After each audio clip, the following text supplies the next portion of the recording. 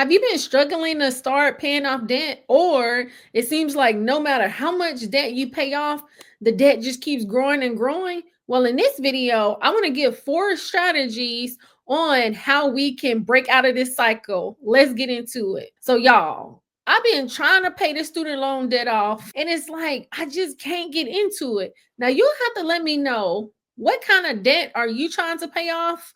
And are you having any issues trying to get started with paying down the debt? Now, maybe 3 years ago, y'all, I had paid off my auto loan in 1 year.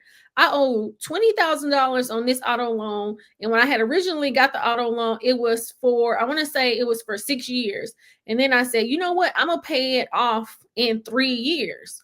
And so I was making the payments, probably like the first 2 payments or so. And I paid a little bit more. But then once I started crunching the numbers and things like that, I was like, you know what? I think I can probably pay this off in a year. And I did. I paid it off in a year. But I'm just like, with my student loans, it's like I can't even, create a plan to do it. And I'm just like, I need to get started. Because after I had paid that debt off, I'm just like, you know what? If I could pay $20,000 off in 1 year, I can most definitely tackle these student loans. But y'all, it ain't even happening. I'm just like, what is going on here? And so the other day, I was talking to one of my friends, and she was like, girl. And I'm like, girl. And so she was like, I'm going to challenge you to make $100 payment extra on your student loans, just to kind of get back in the groove of, making the extra payments. And I was like, you know what? I think I can do that, because I am still proud of myself for continuing to make my payments on my student loans. Because remember, was it maybe like 2 years ago to where we had stopped paying the student loans, and then because they had them in the forbearance, and technically they still are in the forbearance, and so really you don't even have to make a payment. But once we had started back paying the student loans, I had got into the save plan, and so I had just kept making my payments, and so I still been making my payments. And my job, they actually pay $100 on my student loans as well, as long as I make the payments.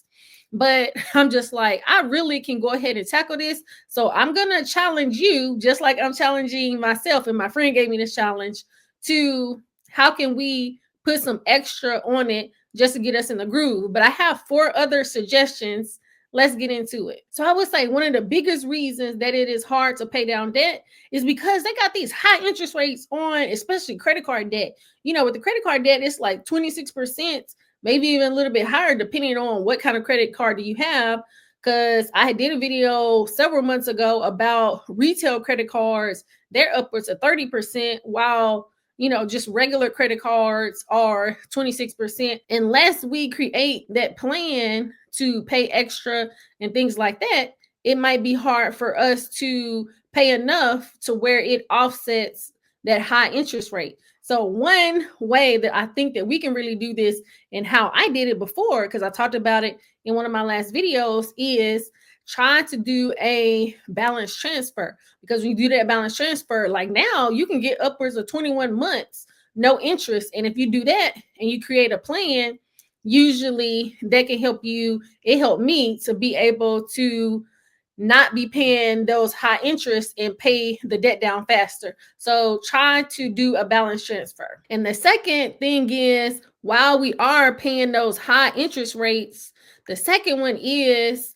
paying minimum payments. Because if we're paying those minimum payments and the interest is high, it's just eating it up. So it's best if we can do our budget, see how much our regular bills are, and then see how much we have left over, so that we can see, well, how much extra money do I have that I can put on the debt that can help me to pay it off fast. Because especially if we are doing a balance transfer, we got to have a plan to pay the debt down, so that, after the 21 months or 15 months, whichever one you can get, that we can pay it off within that time, so that, when that time is up, we're not just having more debt.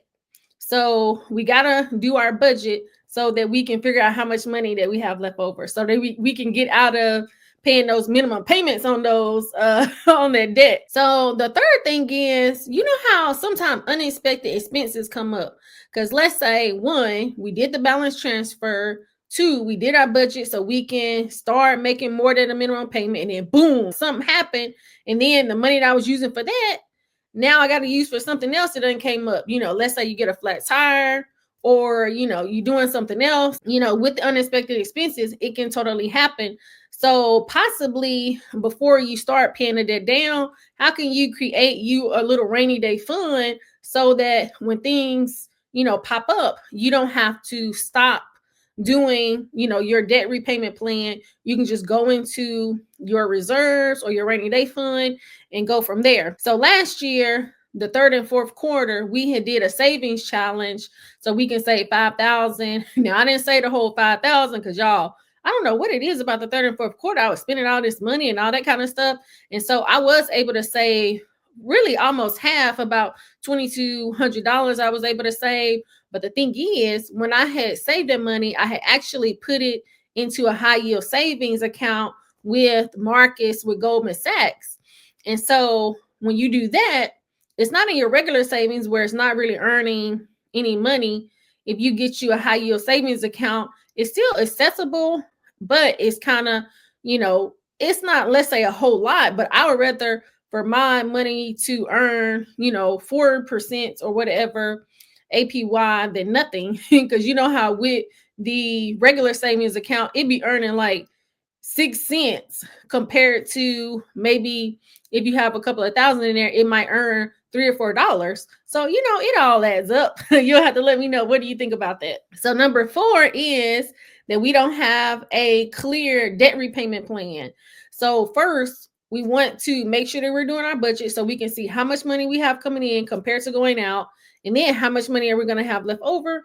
Even within checking to see how much money we have left over, are we going to be getting income taxes back? Are we going to be getting paid 3 times within that month? Are we going to be getting money from some other place to where we can be using that money towards the debt?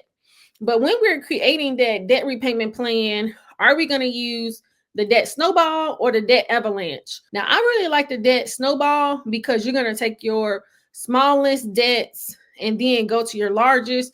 Because see, the thing is, when you are doing the smallest to the largest, it's like you're getting that momentum. Compared to with the debt avalanche, you're going to be tackling the highest interest rate. So they both have their perks, and really you have to pick what's best for you.